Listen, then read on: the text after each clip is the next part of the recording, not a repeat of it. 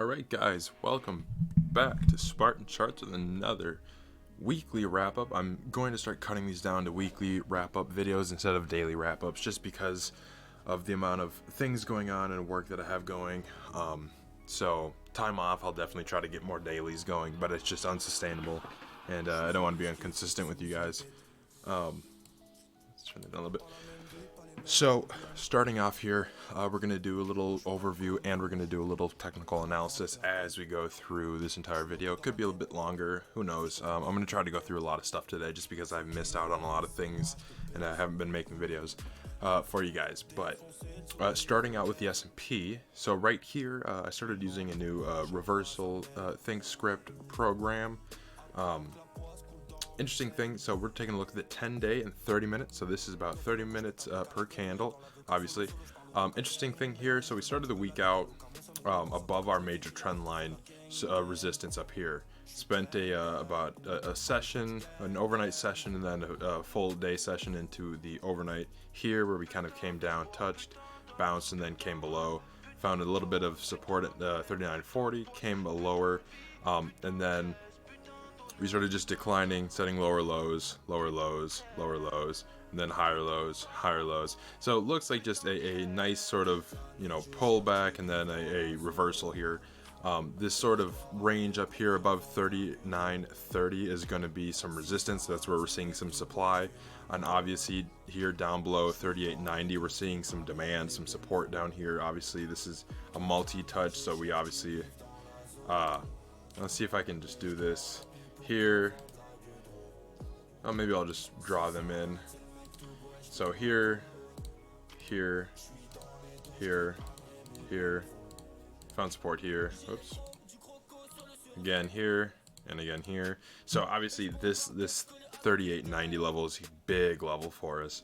Huge level of demand down here. Definitely buyers are not letting it get below this level and sustain anything. We saw a couple of candles down here. Great opportunity for a reversal trade back up into sort of 39.20, and then obviously touched it again, and then another great opportunity to get up into supply. And so here, either if we bounce around this level around 3900, we're sort of right around here, so we'll just toss this trend in here at 3900. We're gonna have to edit this one in. It's okay. And then we'll put this as light resistance, just since we are 75 cents below that level, so it's not really substantial here, so it's very easy to get back above here. But if that's the case, and we do get back above 3900 and we set a low here, that's 2 consecutive higher lows and higher highs. So we have this low set, and then we have a high set, and then we have a higher low set, then we have a higher high set, and then a higher low set. So we're looking for a higher high set, and we'd have to get it into this demand level, so above 39.30. So if we do decide to bounce here, get up into this sort of 39.10 level, which would be just a good marking point that the trend is continuing in that direction. And obviously 39.20 is another level, and then once you get up to 39.30, look for a potential breakdown and then possible tests to get higher. This could be a trend move into Monday, Tuesday. Sunday could be helpful in determining sort of the trend. If Sunday's trade decides to come back down and we can't reclaim this 3900 level and we come down to test 38.90, then it's a great opportunity to buy here and then buy into 38.80. You can buy this sort of level and then get up. If it breaks below here, that's a good sign there's going to be a major reversal here. You could take a look at the longer trend here and potentially say that it's bearish by just saying you have your high here, you set a low, you set a high here, you set a low, you set a lower high, and then you could potentially be seeing another low here. So if we get below this sort of 38.80 level, then it looks like there's a potential to move into 38.70, 38.60, and then we have support all the way down here. But there's a lot of room to get down to 3800, 38.10. So just keep that in mind, because if we don't see a major reversal off 3900 back into 39.30, either we see a consolidation within this range here, which is a pretty wide range, so it's very possible we see a consolidation. But if you do decide to back out, so let's just take a step back here and take a look at the 8-hour chart. Oh, I did it again, and I didn't remove our circles. So one might say See if I can remove these.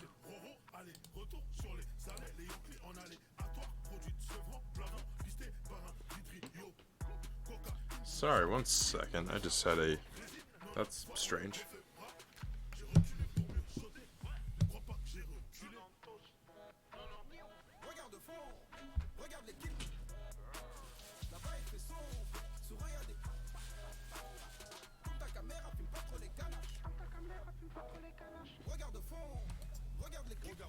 Oh, and... Oh, of course I did that. My apologies. Had a strange thing. Strange. Alright. Not a big deal. Obviously coming in here. So, one might say that this is a head and shoulders pattern. I'm sorry, Thinkorswim has absolutely horrendous drawing tools for this sort of setup. But you obviously the shoulder here, head here, shoulder here. You'd have to see this kind of roll over. You could say that it's sort of a low here, bounce, and then down. So it's very possible that this trend and this pattern works its way into the S&P, or you could see a bounce sort of off the support again, and a failed head and shoulders pattern, which is a fairly bullish sign of continuation back up, and then I'd probably take us to 4,000 within the next few weeks. So that's the thing for the S&P. We kind of have our levels. 38.90, good level of support. 38.90 to 38.78, 38.80. Let's just say 38.90 to 38.80 is going to be our demand zone. 39.30 is going to be our supply zone. So, within this range, if it gets too far to one side and looks like it's reversing, pretty simple. You can buy it. If it gets into this 39.30, possibly above, plays around and doesn't break out, you're pretty easy to take a short position and bring it right back down. You could trade these levels. That's typical chop. So a lot of traders won't be able to see that opportunity, or they just won't take that opportunity because it is risky in case the trend decides to finally break in one direction or the other, and you get caught in a trade moving against you. You have to set your stop limits pretty tight. So make sure you are playing stops on these trades. You never want to have just a completely open back door, and in case the trend decides to reverse on you and you're stuck in a losing trade. And definitely don't build on it. I did that this last week and I got killed for it. So definitely good to take a step back and realize sort of what the larger picture is here. So let's move over to the NASDAQ.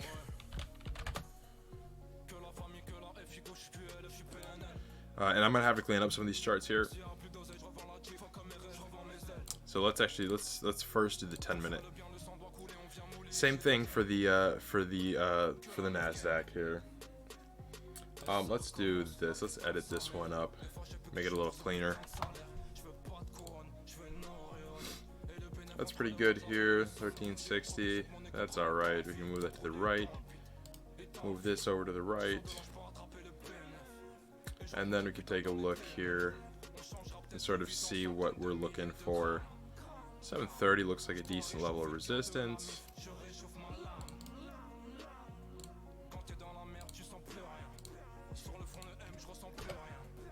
$13.730. Then this up here, sort of 13.830. Nice level to get this above here. Yeah, that works.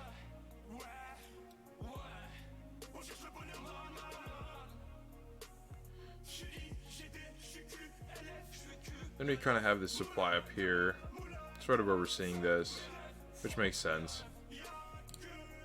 So we'll just toss another box up here above 1730, or 13. I keep saying 17.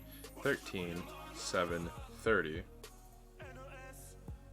Right up into here. Seems like a decent level of supply. We have, some supply built here, some supply built up here as resistance. This little supply range, and then again, counting the support, counter resistance, counter support, traded within it, broke down, resistance, broke down, resistance, came down again. So between 17, or gosh, I'm gonna say this the whole time, 13,730 and around 13,750, 13,760 is going to be that level we're looking at to get a short position if it decides to come back up here. Another interesting thing is same thing that we saw in the S&P, highs, set lows in here, bounced, lower lows, bounced, higher lows, bounced again, same. So you could say it's a lower low, you could say it's the same low, double bottomed here. Depends on if this little consolidation period, this little consolidation pattern here, wants to break out, wants to break down. That should be a good indication of where the trend's going to go for the tech sector. And we can take a look at the rest of the tech names, so some of the big tech names, and it seems as if I think this consolidation pattern could potentially break down, and I'll make a case for that. And potentially you could see a short-term head and shoulders within a head and shoulders pattern, and that's typically a great setup to take a larger short position, is when you have a larger macro head and shoulders position, and then within that position, within that sort of trend or study, whatever you want to call it, pattern, a secondary head and shoulders is built within it. That's a pretty bearish pattern, but here you could say it's a double top. You have your consolidation breakdown, you have your top set, your low set, and then your second top. You'd have to come back down and test this second low.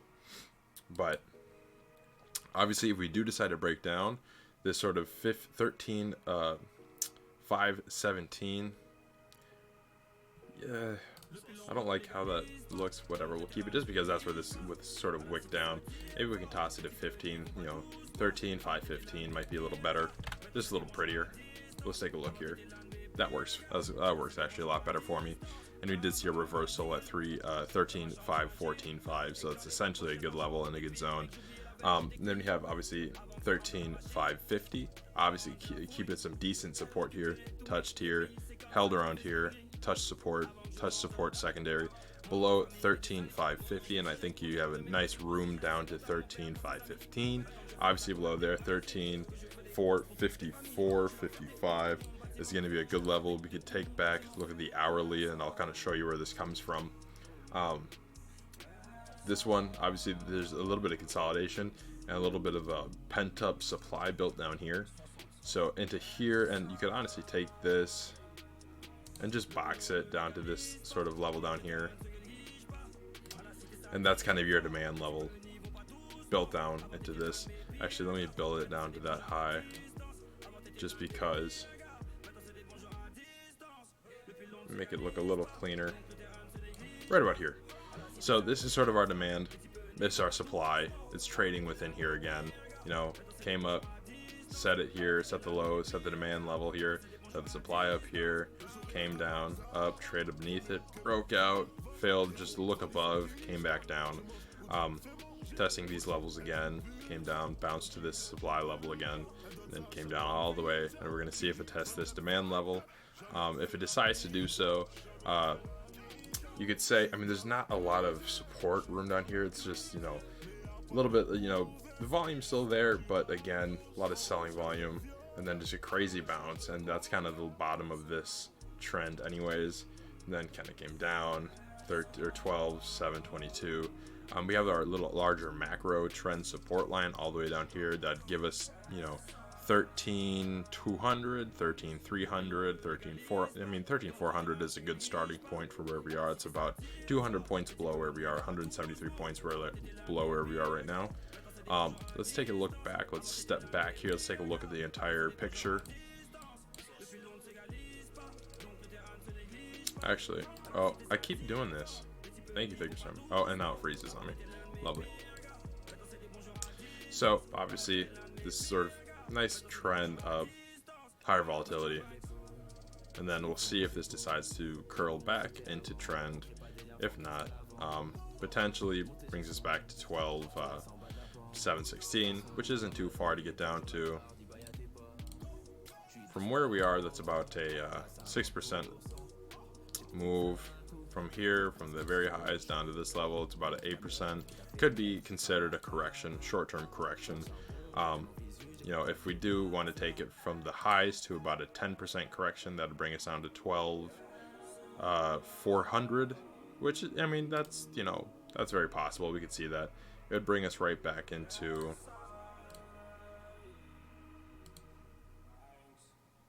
sort of this level here, which is honestly, you know, that seems very possible to see this sort of happen.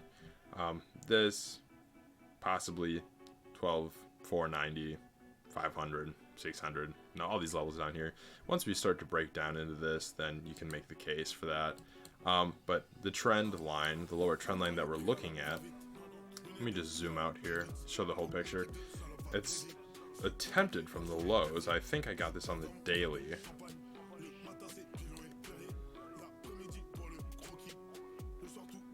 And we're just going from the lows to the second lows that we see. And it kind of touched here. So what we can do actually here is just to clean this up and make it a little lighter on the chart so it's not as significant. Just toss the color down a little bit. But yep, so we're looking for possibly NASDAQ pull back into this demand level down here. If it decides to break through this 13,550, 13,515, then down into 13 sort of 450 is sort of where we're looking to find some support, some major support down here. And then this also runs into this little range here, the higher end of this range. So there should be a decent amount of demand on these levels here, because I don't think people who are buying here, here, here, here are wanting to get the price back into this range all the way down here. But that opened them up to get below 1300. So yeah, just keep an eye out for the NASDAQ if it decides to pull through this 13,550, and if it doesn't catch support here and it decides to come all the way back down to here, that's another low set, a lower low set on this trend. So I would say that's fairly bearish. But if we decide to bounce, again, we're looking for price to get above this 1360, 13,600, sorry, and then above there, look for it to get above 13,730. Into 13,750, 13,775. That's kind of where we like to get the price if it decides to bounce here.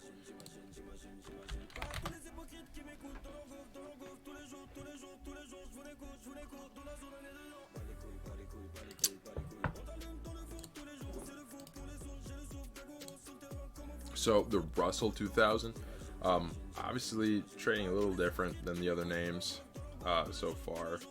I haven't been really watching this one all too much, but larger picture, hit highs, looks like a potential, you know, a slight double top pattern here.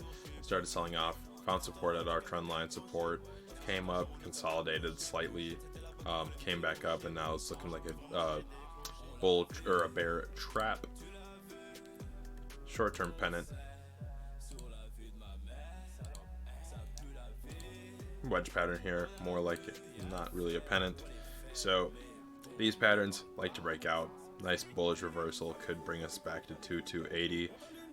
Breakdown, obviously we'd get back into the supply range, down around 240, 224, 2240. And then below there obviously would be holding up by this trend. So I mean, really the Russell, you don't need to have as complex levels on it right now, just because the patterns are setting up so cleanly. Obviously you can see this wedge pattern is very, very clean. So you could trade the wedge, genuinely. You could trade the wedge pretty safely. You know, say you get a look above on this lower descending trend line, and it comes up, comes back, tests, and then resumes. You could take a long call, and then on the retest, you could, you know, start buying in. And if it decides to cross back below and cross below this level, that's this, you know, this level of 2256 could be your stop. And then if it decides to break lower, then you stop out. And then you could take a put. You could inversely take a put if it stops out and bring it back into 2240. And then, you know, if it hits here, you know, you could take some profits off of this from here to here, which is about a 0.5% move. You can pull up some decent profits on options doing that. If you take close to the money, you know, out of the money stuff, you're not going to make much money doing that. Theta is going to be more influential than the price movement. If you're too far out of the money, you know, you'd have to trade. I mean, if you're going to trade this sort of the short-term pattern stuff, you'd have to be either at the money, you know, 1 off, 2 off from at the money, or just even in the money. So interesting on the Russell, if it breaks down, obviously we have our levels for the downside. We have this sort of consolidation range. Then we have rising support. If it breaks out, obviously you'd have to get it above first this 2275 or 2277. And then let's just zoom in here to put this level in and see. Yeah. Let's just see where this one line at. 767, and then we'll do this. Take this, edit this, bring it over to light red. We'll come over here, take a box, take this level, bring it over, bring it up to where we consolidated within this sort of sell-off period. So that's going to be our level of resistance, and this translates to here, here, here, here, all the way back here. So decent resistance up here. If it decides to hit this, come back and break lower, then obviously you can take a short trade. If it breaks above, definitely you can easily take a long trade into the 2317. I think that's a pretty easy given. Could just be a nice roll over to the downside, and then come back up. So keep that in mind. If you do break above this level, I think you can safely buy some calls and trade the upside into the next week or two. I would just say keep it within the week. You know, if you're holding contracts over the weekend, you have no idea what's going to happen on the Sunday open, and you know, very easy for trend to reverse on you, and you have really nothing to do, nothing much you can do. RSI is pulling back really nicely. Let's pull back here. Let's just take a look at the 8 hour. Our short-term trade was looking fairly decent, fairly secure, fairly stable. Obviously, our trend was just from here to here. And it's a little dirty, I know, but relatively holds up well. If it decides to take this level out, don't be surprised. You know, actually, let's do this. Just because it hasn't been confirmed, we have a low point and then a first touch. But if we don't get a second touch, then this first touch didn't matter at all, and we pull it back to 2190. But this one, same thing here. We have a touch here, relatively, and then continuation. Then the lowest one down here is obviously lower reversal here, touch here, continuation. So all of these fairly weak support. Oh, I didn't even change the color. So let's just change the color for all of these just to give us a good indication that these levels are not secure yet. But I like to have them in there just because if we do get a bounce, a secondary or third bounce off of one of these levels, then we can remove the other ones and just say that's going to be the level that we're going to hold on to. So again, if you really step back here, we can just see a low set here, a nice bounce to a higher low, bounce to a higher low, could see another bounce to a higher low. You know, keep that in mind. But we could see either a bounce here, like we said, keep going, or it could bounce, and then come down. And if that decides to do that, we're looking for it to get back to this sort of 2050, 2060 level, this range down here, just because you'd have to test this low before testing this low. And if it does get below this level here, then obviously you're going to have to test this range down here, this sort of demand range around 1950. Yeah, and then below that, you know, we'll probably not get there within the next week or two. So, but you know, you never know. But it looks like volume trend is reversed. Obviously, we had 3 red candles, pretty substantial volume, nothing crazy, nothing out of ordinary. It looks like just a decent selling volume, selling pattern, and then it looks like a nice blue candle to end out the week, with stronger volume than the prior 4 candles, actually, I'll say. And then you can see this, obviously, I wouldn't be surprised if we take out all-time highs next week. So I'm looking to get long some Russell IWM calls, but obviously not now. We're going to wait. We're going to confirm our levels. We're going to confirm our strategy and our trade and all these other things. So just make sure that you know your levels, you know how it's to write in your stops, and just make sure you're trading safe. You know, you never want to give yourself too much exposure to one direction or the other direction, because that's how a lot of accounts blow up. That's how a lot of people get kicked out of the game.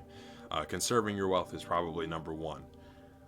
Take a look at the Dow. I really don't want to take time and do the whole, you know, spiel spang on the Dow Jones just because it's the Dow Jones. Um, send this over to the right.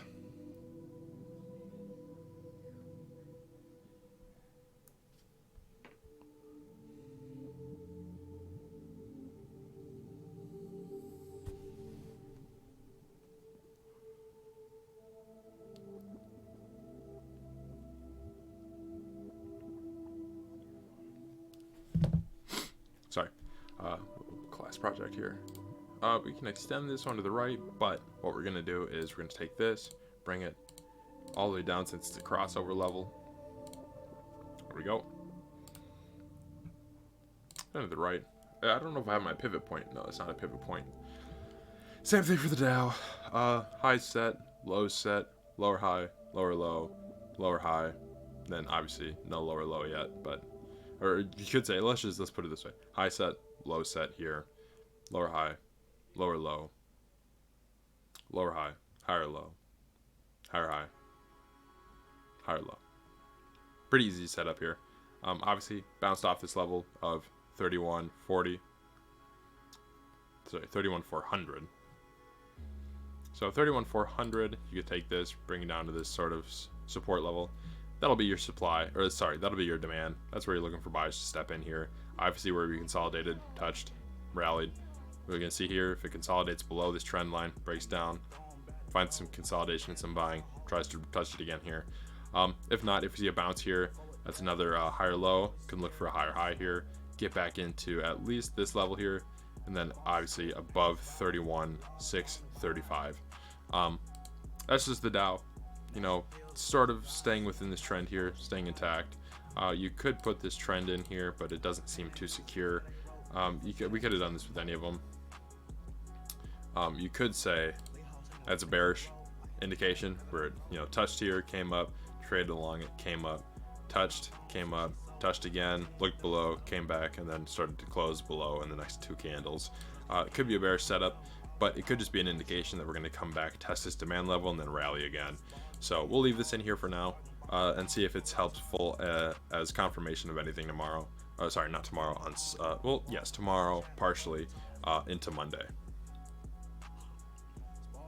Getting close to our futures trading session.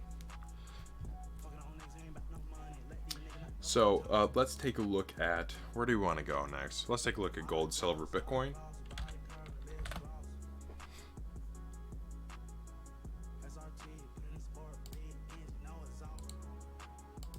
Obviously, I haven't been looking at gold recently. I just own it at this point. I'm just not interested. I've been buying a little bit here and there as we see a price decline.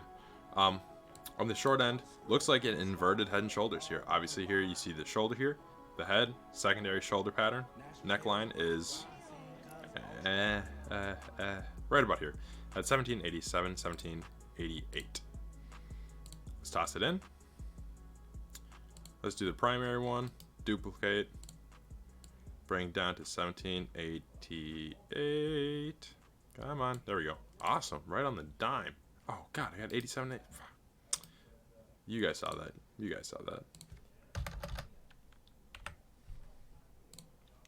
There we go. So we're looking for it to get back into here. Breaks out. Obviously 1800 is our level. Above there. Looking for 1810. Whatever.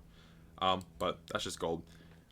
Obviously hit a high. Trend reversal. Let's take a step back here. Just because we're not going to be day trading gold. Let's take a look at the longer chart. Send this to the right here. We can bring this all the way down. Obviously, high set, touched here, came up, gapped above it, crossed below it, touch, touch, touch, cross, look above, cross back below, again, look above, cross below, came back all the way down to this sort of support level down here. Let's move this over to the right. So this looks like a double bottom. If it decides to continue lower, then yeah, not pretty. You don't want to see that. But given the entire macro environment, you know, this level, big consolidation down here, lots of supply down here. I don't think you're going to see gold get below 1780 or sorry 1770, 1750. You know, 1750 is really hard stop.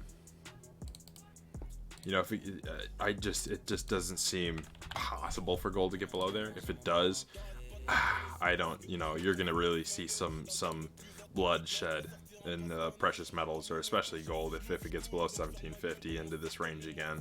It's very possible to get back down to 1700.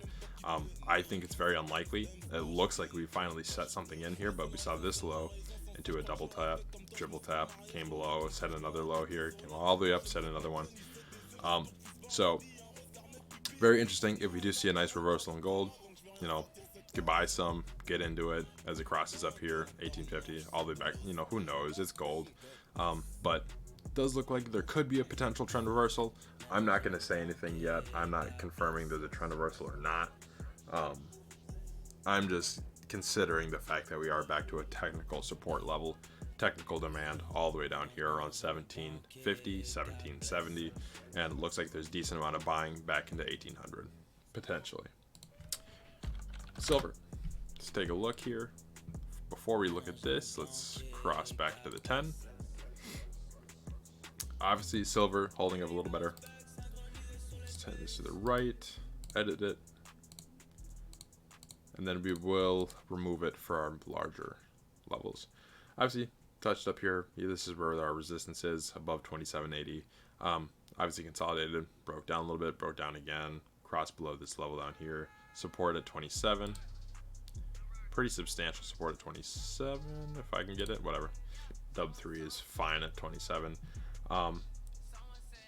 Yeah, and it traded along here before and in here. So 27 is a decent level of support. Obviously, you see a touch here, cross below, touch, resistance, came up, found support, came back up, came up, higher low, set right around where we peaked out here. And now it looks like we're continuing higher. That last candle was very strong close on the day. You could come in and even give it a nice pattern trade.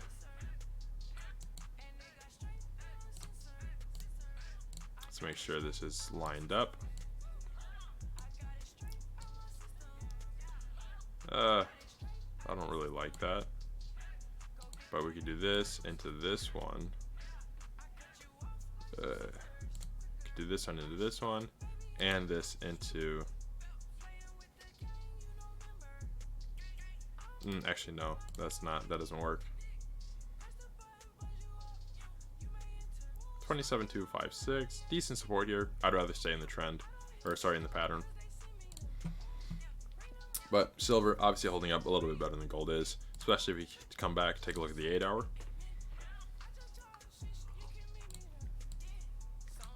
Yeah, much stronger than gold is. Obviously, consolidation trend here, broke down, consolidated, traded in between lines, came back up, consolidating. I mean, this entire pattern is consolidating within here. I don't know where this one comes from. Oh, from the lows here. So I don't really know why that's there. But obviously, consolidation, broke, consolidation, up, consolidation. Let's pick a direction here. Could come back up, could break down. No one really knows. It's holding below 2780. Above that level, I think it's very possible we just continue higher. Yeah, so I don't like this one either, because it kind of came up, consolidated, didn't break down, break up, or anything. We had a look back into some demand. This demand level at 26 is holding very, very, very strongly. Obviously touched here. Look, this wick came all the way down and looked, and it just got instantly bought back up into 27. So you could even say, let's see if this level holds. 26.850, yeah. Back in 26.7, yeah. I just think anything below 27 into 26 is a good demand range. You don't really need to write a technical in there. You can just psychologically look at it and go, okay, if we're down here like lower to 26, then it looks like better buying. Higher, looks like we can take a trade into 26. Really, it all depends. But silver, obviously strong. I'm happy with my silver position. I've been building it down here. I built a little bit more. Initial positions got in around this fake head and shoulders, where we saw a shoulder, head, inverted shoulder, broke out. And then I started adding more here, and then we're holding. And if we break back out, I might get into some long calls back into 30.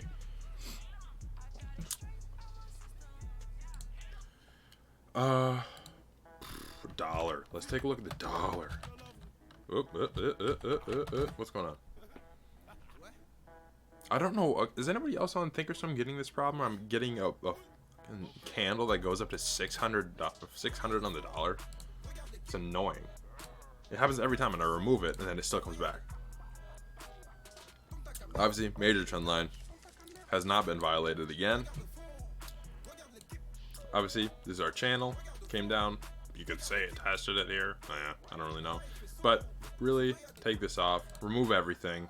No one really cares right now. Bigger thing is just levels. 91, 90. Trading here. Consolidating. If it decides to break out, it decides to break out. If it decides to break down, it decides to break down. Here's a look above. Came low. Came up. Wicked above. Came below. Finding better support around 90.25. But if we break this level, obviously 90 should hold us. If not, come back down to this trend line. 89 should be able to hold. But, you know, this is just the dollar. It's consolidating. Reset. It could be this sort of pattern here, where nice touch, comes back down, continues the trend, or we could see a trend reversal. I don't really know. Who really knows? Strength of the dollar is not there. You know, the dollar isn't strengthening. It's just consolidating. It's staying bad long. You know, it's staying less bad for a longer period of time. But, you know, staying bad here was staying less bad than up here. Or, sorry, than down here. But, you know, you get the drift. You get my drift. Where it's, you know, it's not good, but it's not worse. Until we break down again. And then it'll be worse. So, that's just the deal. Let's take a look at the 10-year yield, though. We'll take a look at 10-year yields and 10-year and TLTs. Obviously, yields are just going nuts. They're just going out of this world. You know, this is our trend line, and then it started to gap above it, and then touched it, and then came up, and then gapped, and then gapped. You know, look at this gap. It gapped. 2 candles, gapped again. And then came up, came down, broke out again. So this is sort of what we've been saying for a long time. I mean, if anybody can remember and had watched my videos from about a month and a half, 2 months ago, where the yield was below 1%, and we were trading in this consolidation range, right along here, we were just watching it and watching it and watching it and saying, all right, if we start to break out here, this is going to be a pretty big move. And once we get above 1%, it's going to start moving with a little bit more volatility. Obviously started to do so. We got into 11, came back to 10, found some support at 10, came up to 11, started gapping out, came up to 12, broke around 12.5, and then I was like, okay, you know, since we are just moving substantially higher on these just insane gap ups on the 10-year yield, you know, we're going to see 12.5, we're going to see 13, we're going to see 13.5. We had a high of 13.65, I think. You know, next we're going to see 14, then we're going to see 15. I mean, where does it stop? Where does it stop? Does the Fed have to come in with yield curve control? I mean, I think they could, but what happens if the market just doesn't care? You know, what happens when the market just decides to ignore the Fed? And possibly they can't ignore the Fed, you know, unless market participants and market forces can be stronger than the Federal Reserve without pushing them over the line of just pure insanity, which I think they're already in. But I mean, you could say, you know, hyper insanity coming out of the Fed. You know, we're getting close to that, and I think this could push the Fed over the line.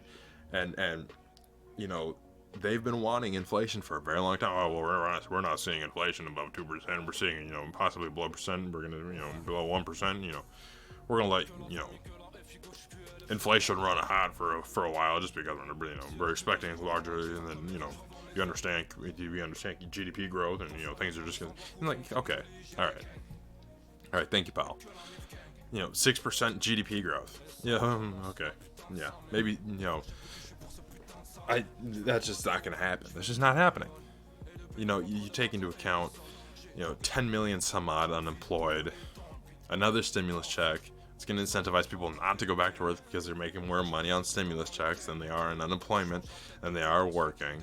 And then slap on top of that a minimum wage law. Well, so all these people who are already working low wage jobs, you know, earning something, who are making more on unemployment than they were at their job, it incentivizes them to not go back to work, A, because it's illegal for them to work again because their productive efficiency isn't worth $15 an hour, so their employer isn't going to come back and say, all right, I'm going to overpay for your under deserving work. I mean, that's just the fact of some people. Some people's productive ability and some people's productive capability is not worth the minimum wage. If you're 14, 15, 16, 17, 18 years old and you haven't worked that many jobs, or you haven't done this much or that much or whatever, and your productive availability, your work efficiency is worth $6, $7, $8, $9 an hour.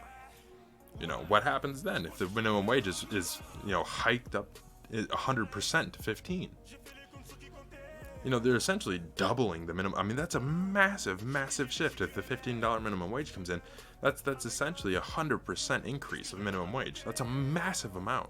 Think about a small employer that has to pay that to his employees. Think about a restaurant who has waitresses and waiters and chefs and bartenders and all these people, and and restaurants are struggling because they can't be at full capacity right now. And then on top of that, they're having to pay out for extra expenses for PPE and health equipment and sanitization things, and possibly a proper cleaning crew, and different sort of ventilation equipment to keep the air flowing through their systems. And then on top of all of that, now you got to pay all of your employees when you're already running essentially possibly at a net loss quarter over quarter of a lot of these restaurants, because restaurants in general have very, very tight margins. So it's very hard for restaurants to make it off the ground in a perfectly open and normal economy. And now you have restaurants that are restricted by the government to 25, 75, 50% capacity. Well, what happens to their margins? And then on top of that, supply chains for their food products, for all these other products, are slow. Other things are going on, so they can't get everything they need. Commodity prices are increasing. So if you have a wood-burning stove in your restaurant, your lumber prices are going to be more expensive because lumber is above $1,000 now. This is the problem with government. They don't think they understand tail risks for all their actions. So all of the extra expenses these restaurants have to tack on to this year already, and from last year, and the lockdowns and all these other restrictions, and you can't have your freedom to do whatever you want like we were supposed to have in this country. Now you are forced to pay your employees 100% above what they're earning. And maybe it's different for your waiters or your waitresses or somebody like that, but your staff crew or whatever else, if they're not making 15 yet, maybe they're making $12 an hour. Maybe some of them are making, maybe you have a new recruit and a new sous chef or whatever. I'm not a sous chef, but maybe a starter, apprentice chef or something like that, and you're paying them, $9-10 an hour. Well, now you're going to add on, $5 an hour to his paycheck, even though he just started. What if he's not worth that? What if he's a terrible chef and you're teaching him how to become a chef, and you're paying him $7-8 an hour and saying, okay, we'll teach you because you're relatively cheap enough to hire on here and you have potential to become a good chef. Well, now you're going to have to essentially pay him double. And his chef skills, that's not better. He's not a better chef because you're paying him more. No. He's just, the government forced you to pay him more. So now either you have to fire him, so you lose a potential, new sous chef in the future, 3, 4, 5 years down the road, who could have taken over for the current chef. So now you're losing efficiency, and you're losing money, and maybe you have to lay off some of your bartenders, your chefs, or whatever else, because you just can't afford to hire. This is a drastic change in policy, and it's going to kill businesses. It's going to kill small businesses in this country, and it almost seems intentional from these people. They just keep pushing it, and maybe they have good intentions, but I don't think they understand the ramifications, the tail risks. People need to understand everything has a trade-off. It's not just unicorns and roses and butterflies on the other side of the picture. No, there's real world consequences for all of these different government actions. Your payroll, tax, all these other different wealth taxes, capital gains tax. At some point, I think I'm going to do a podcast where we're going to talk about this insane tax of they're doing a capital unrealized gains tax. So essentially, say you buy a house, and I'll get into it a little bit more, but say you buy a house worth $100,000. It goes up to $200,000, and the government's going to come in here and say, we want 50% of that $200,000. Or we want 50% of that $100,000 increase that you got in the value of your home. Well, I don't have that kind of money. It's sitting. It's not liquidated. It's not realized. It's unrealized gains. It's just a value of a property, a value of a home. How are you just gonna take that from me? Well, you got to pay up somehow. Well, you're gonna force people into foreclosure.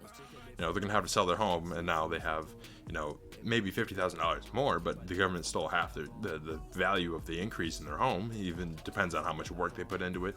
Maybe they spent more than that. Maybe they're in the hole and they're flat or even on the value of their home increasing. Maybe they're just slightly above, and now you come in, take half of that increased value. Well, I mean, it's insane. That's people in you understand taxation is just criminal theft from somebody who's more powerful than you are. I mean, none of it has any logical sense. Taxes make no logical sense in the first place. I'm going to take your money to give it to a program to help somebody else. Well, what if I want to help them myself and it doesn't get fed through this, third party called the government, and I just want to start being a philanthropist? You're killing philanthropy with taxation. But rich people wouldn't be philanthropists. Well, if they weren't having to shield their money all over the world because of taxation, maybe they'd have a little more philanthropy. It's ridiculous. All right, back to the charts here. I'm sorry, I got on a little bit of a tirade because we started talking about yields, but that's just what happens. We're seeing yields, and hopefully yields spike and the government goes into debt, and then the government collapses. Who cares? So we're looking. It's very likely to see yields, 10-year yields, get into 14, possibly 15% or 1.5%. That'll be a pretty big, drastic change in yields. Right now, we are in this consolidation range. I'd like to see it get into 15.5. We'll see. We'll see what happens. What else do we want to look at? Bitcoin. We can look at Bitcoin.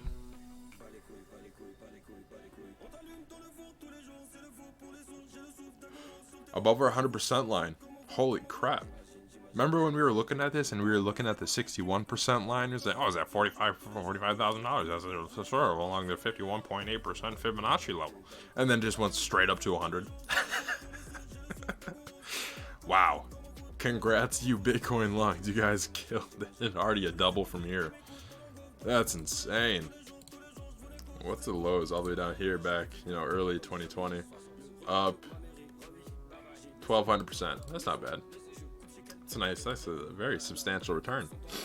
From about, $4,000 to $56,000. Wow. Wow. Crazy. Bitcoin, guys, killing it. What else do you want to look at? I think we went over the big stuff. This one's already a long video. Move on to the tirade. That's essentially I started my podcast early. All right. I'm going to wrap it up here. As always, drop a like, share, subscribe, share it. I don't know, share it or something. Drop a rumble. Drop a comment. Reach out to me. Always able to talk, willing, excited to see what you guys have to say. As always, be safe out there.